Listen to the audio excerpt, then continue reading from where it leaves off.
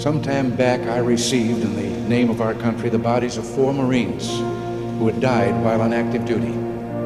I said then that there is a special sadness that accompanies the death of a serviceman, for we're never quite good enough to them. Not really, we can't be, because what they gave us is beyond our powers to repay. And so when a serviceman dies, it's a tear in the fabric, a break in the whole, and all we can do is remember. It is, in a way, an odd thing to honor those who died in defense of our country, in defense of us, in wars far away. The imagination plays a trick.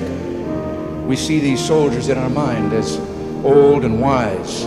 We see them as something like the founding fathers, grave and gray-haired. But most of them were boys when they died, and they gave up 2 lives, the one they were living and the one they would have lived.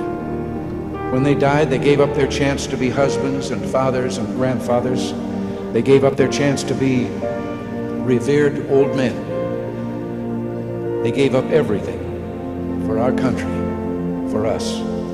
We owe them a debt we can never repay. All we can do is remember them and what they did and why they had to be brave for us.